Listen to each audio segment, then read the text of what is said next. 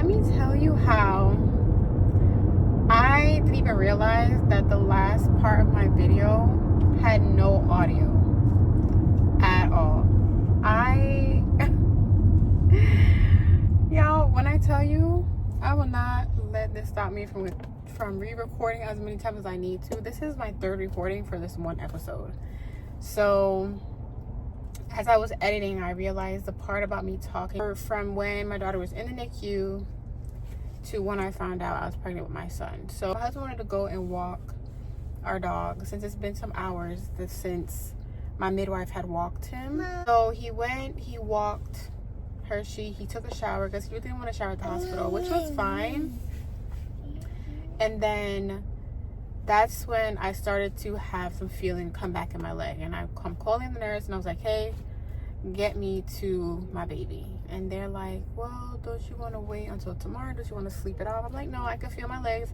They're like, okay, if you can stand up and walk to the wheelchair, then, you know, I'll take you. Child, all I know is I was not playing. They were like, wow, like usually, you know, moms don't walk this soon right after the epidural wears off. But I wasn't playing. Like, I wanted to see my baby. I hadn't seen her in some hours at this point. So she ended up rolling me to the NICU. I saw her, I breastfed her, and then that's when it kind of dawned on me, like, she was latching, she was eating, and that's when I was just kind of like, can you take this thing out of her nose? Because there's no reason for her to have a feeding tube. She definitely looks like she's eating well. And at that point, I was like, okay, now y'all trying to get some money off of me, or off my insurance at this point, because the insurance is taking care of everything. And I was just kind of like, this doesn't make any sense. And this one, I feel like the drugs were starting to wear off because my common sense was come back. I was at a point where I was like, stop doing all this extra stuff you got my baby doing. It doesn't make any sense. You know, I talked to her, and at this point my husband had came back to the NICU, and you know, we're both in there talking to her, spending time with her, and just, you know, making her feel good. I'm doing a lot of skin to skin, because after, I think this is the next day, excuse me, next day in the morning, and the warmer that they had on her, like, her temperature was doing good without the warmer being on, but I still was doing skin to skin. Because, you know, like, that's my baby. I want to make sure I'm taking care of her so we can get her out of there. So they were like, all right, we're gonna, you know, they were suggesting for me to go back and go get rest, because I didn't sleep at all. I couldn't sleep knowing that she was in the NICU with all of these things and everything. So I just stayed up, watched some TV, try not to think too hard about what she might have been going through, because I'm not there with her. Her dad had went home to take a shower, you know, walk our dog and stuff like that. So I just wanted to distract my mind because I didn't want to cry. My biggest thing was just to keep a good mindset, because like I didn't want my body to be under stress, because I still wanted my blood flow, my breast milk flow to be good. I didn't want the stress to like cause any clogging. I don't know, there's just a lot of stuff that goes into breastfeeding. That's a whole nother episode, but that's what my mindset was just to stay calm, don't stress, be cool, you know, until I was able to feel my legs and go see her. And so once all of that happened, the next day, so I went back to my room, got some sleep, woke up the next morning, told him, you know, to my husband, I said, come on, roll me up to the NICU. Like, as soon as my eyes opened, I don't even think I waited for breakfast to come. I was just like, I want to go see her. And so we did that. She was doing good. I think she was actually sleeping at this point. But yeah, they were waking her up every 3 hours to feed her, making sure she was getting food and all of that stuff. And she got, later on, the nurses came through her hearing test. She failed in one ear. So they had to book a next one, which caused us to stay in the hospital an extra day. Oh, and by this time, they pulled the feeding tube out, because I was like, this feeding tube gotta go. So after that, now, I was just waiting for the appointment. We had to do the car seat test. We had to make sure she passed the hearing test. these tests to go through. We delayed her shots because she was so tiny. I didn't feel comfortable. My husband didn't feel comfortable. And knowing what I know now about vaccines and shots and all that, we'll get into that too as well. Because I have my own opinions on that. But we delayed her vaccines until like her 1 month doctor's appointment. Because you have to go, and I had to make sure I booked my appointment for her for the 3-day appointment. So after we got out of the hospital, 3 days once we got out, she had to go see her pediatrician, which was my pediatrician growing up when I moved here to Florida. So it's so crazy. After that, I just kept doing that. I just kept going back and forth from my room to her, my room to her, my room to her. I was doing that until we finally checked out. Once she got all her tests passed, I was good to go. They wanted to make sure that I at least pooped. So once I did that, that's when we were all good and clear to go. So I was in the hospital for like 3 days with all of this. Now, once I got home, I was like, oh, the real work begins. Because, you know, she's in the NICU. The nurses are taking care of her. I'm getting assistance in my room when I'm, you know, excuse me, I have the nurses like helping me change and all of this stuff and whatever. Because I don't remember how long my husband had maternity leave or paternity leave. But I knew it wasn't long because he had to go back to work. So he helped me those, I want to say 2 to 3 weeks, I think is what his job gave him. I'm not 100% sure. But he would definitely hold me for a little while to help take care of me while I was taking care of baby girl. So we did that. We went home. You know, the house was nice and straightened up, you know, and my husband was like, yeah, the midwife did a great job cleaning up. Because I was snacking while I was going through the birth. He had bought me food like before my water broke. So we kind of it was a little messy, I'm not gonna lie. And they helped clean that up. And then when he went home to take a shower, he just kind of finished up, fixed up the bed, you know, cleared up the sofa, everything. Just make sure everything was good, depending on where I wanted to sleep. So we did stop. He bought me a shower because we had a walk-in shower in our apartment in the 2nd bedroom. So he bought me a chair for the shower so I could sit down and take my showers. He bought me the like the ankle pillow, that way I could prop my feet up because they were so swollen. I thought it was from the IV, but that's where the high blood pressure kind of comes in a little bit. Well, I'll get into that in a minute. But he got me that. He just got me a whole bunch of other stuff that I didn't think I needed going into this birth. So he picked all of that up before we got home. I think he took me home first and then he went out and bought all the stuff. Cool. So when I tell you I was so appreciative of that, because all the things that he bought helped in so many different ways. And, you know, following, like I would say, before my 4-week checkup, I was having some leaking in my C-section area. And it was just some like yellow fluids, because I was making sure, like, once the padding dropped off, like they had put like this clear tape, and they said it will come off like by itself. They're like, don't peel it off, just let it fall off by itself, because that will let you know that the incision is, you know, doing good and is healing. So okay, it fell off, and then once it fell off, I was doing, you know, a few things. I was doing a little bit of dishes, like, you know, packing up the dishwasher. I was doing laundry. I was, you know, just doing little stuff to just keep my body active, because they were like, you know, I was doing my own research, and basically I didn't want to stay stagnant after giving birth. So I was just trying to do little stuff to get my body moving so things would flow properly, so I didn't get any blood clots and things like that. So I guess I was just doing a little too much, because then that's when I noticed my C-section had a little bit of fluids coming from it. I called my aunt because she's a nurse. She was like, okay, and I think she also had a C-section, and she was like, that shouldn't be happening, especially if they closed you up and whatever, because I had invisible stitches, or dissolvable stitches, so I didn't see anything on my stomach. Like, there was no needle, thread, whatever, staples, that how I thought, you know, C-sections or surgeries were closed up. This was all high-tech stuff, so they just did all of that.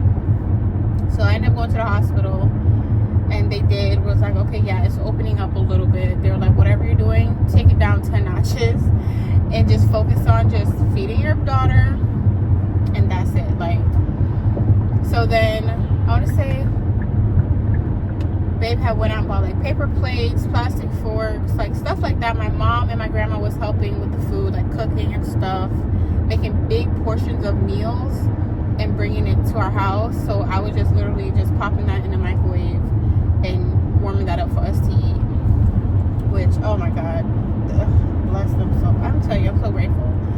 And then so that was helping with that situation. So now my 4 week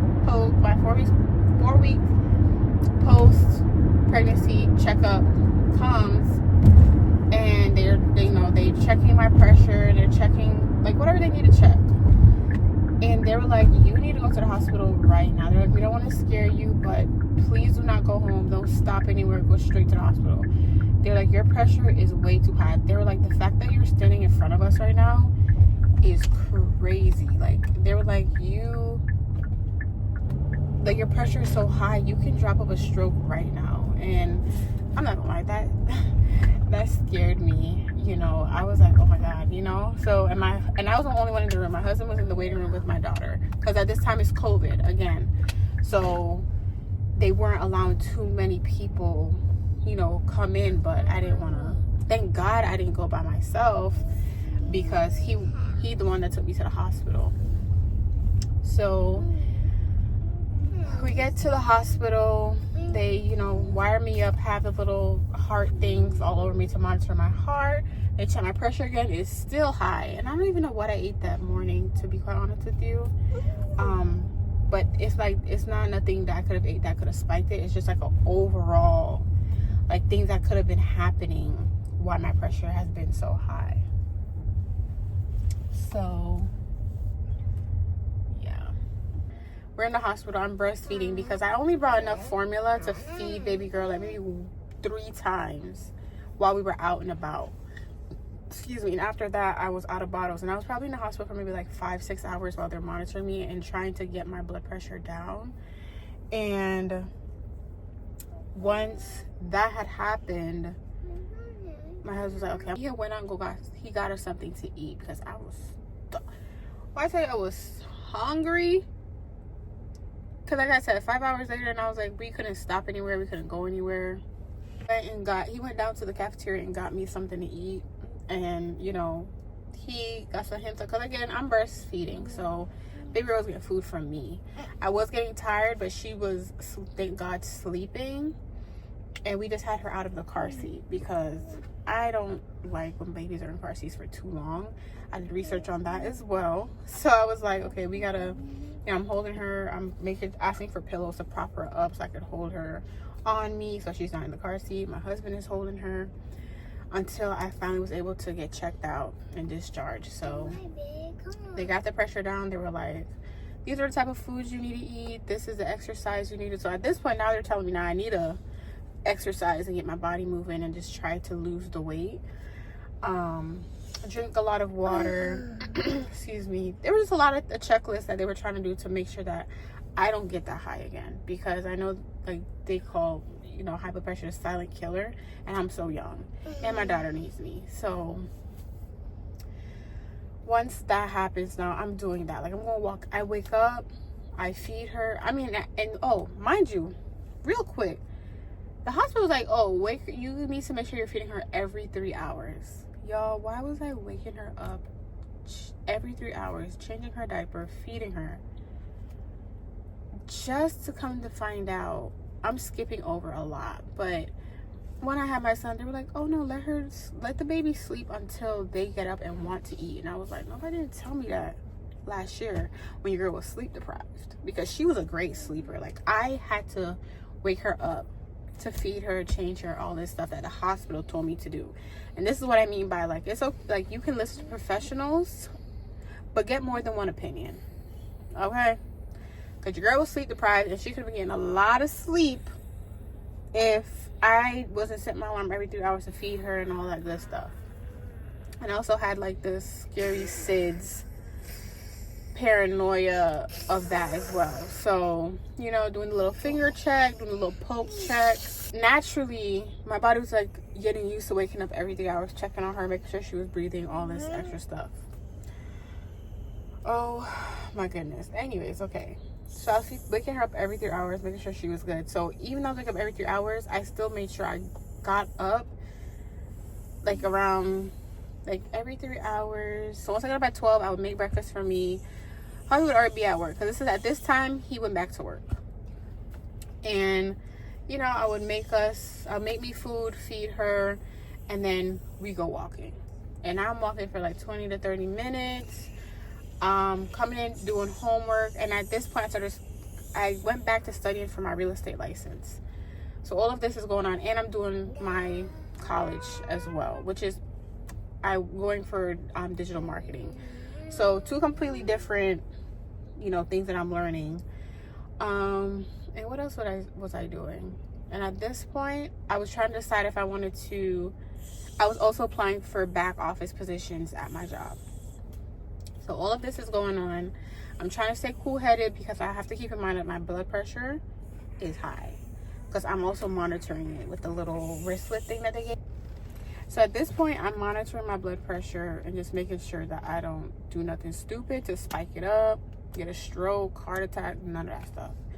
So everything was going good, and I just started to get into a routine of walking, doing my schoolwork, doing the housework. So me and baby girl were going walking every day. I put her in the bassinet, like the strollers that come with the little bassinet. We had one of those. I put her in that, laid her down in there, and she would get good sleep, like, and she loved it. Excuse me. So yeah, we was walking every day. I was making sure that I was eating good, like high protein, so I could like lose the fat. I was just trying to do everything, y'all, because I just wanted to make sure I was staying healthy and alive for my baby, you know, and for myself. So once all of that went through, it was fine. And then when it was time for me to decide whether I can find a position at my job in back office where I don't have to be people facing, I was just putting applications, calling HR. I'm just trying to keep my job, but make sure that it's not at risk for my health. And basically, you know, there was nothing they could do. It's just crazy. Like, you dedicate your life to a job for, you know, 5+ years, and it's like, no, it's like you're not good enough. And it's like, I know the system. I've been here for so long. I went through a CEO change. Like, I was there when they were changing CEOs. Like, what? Like, I was there through all the anyways, child, I can go on and on and on, but it's just kind of like, it was just kind of like a slap in the face. And from that point on, it just made me feel like, you know what, I need to make sure I'm doing my entrepreneurial work. Like, because I did fall off my beauty business because I was so stressed out about my health that I was like, okay, I could only do so much with this business while taking care of my newborn. But then when I came to the point of like, okay, I'm not finding a job, I'm gonna have to get this entrepreneur stuff going. You know what I'm saying? So I was still applying for outside jobs, outside of my job. Remote jobs is what I'm basically saying. I was trying to apply for remote jobs that was not in my company, and it was fine. But then it was like, I don't know what they were looking for. It just kind of came to a halt. Like, I just don't know what happened. You know, I redid my resume like 5 times to fit the job that I was applying for, and it was all in the financial industry.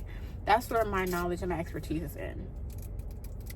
So it just kind of like crazy to me that I wasn't getting anything. Okay, take, what is this, 4? I need to get one of them little things where you gotta keep recording. Okay, after searching for jobs, I had no luck, and then all of a sudden my body just takes a hit. Like, I am exhausted all the time. I'm feeling like extreme boob tenderness, And I'm like, okay, I'm engorged. So I'm like breastfeeding the heck out of my poor baby girl. At this point, she's getting chunky because I'm thinking I'm engorged. It was just, I was just so tired. I just remember being so tired. And I was like, you know what? Maybe I should take a break from job searching. So I just stopped, and then my birthday rolled around and I wanted to have some wine for my birthday because I was like, you know, 6 months breastfeeding. I was feeling, or 6+ months, because yeah, I think it was 6 months and some change. And I was like, okay, I want to have like a nice glass of wine with dinner with Bae and baby girl, like.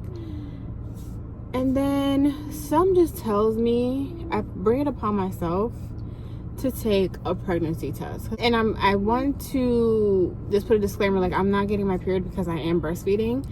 This whole time I haven't gotten not one period. I got spotting, but that was about it. And so I'm thinking everything is good and clear. So there's really nothing that was like, let me take a test, other than me wanting to go drink for my birthday, like have a glass of wine. And I took it at my mother-in-law's house, and y'all, that junk said positive. Your girl was crying. I was stressing. On that note, I'm just gonna stop it here and stay tuned for episode 3, so that way you can get the rundown of that experience for my son's pregnancy and birth and post. So thank you guys so much for tuning in. I'm so sorry for the different scenes. I just was not gonna let nothing stop me from re-recording this podcast. Okay, this is like my 4th recording. Something happened every single time, so I probably got to the end.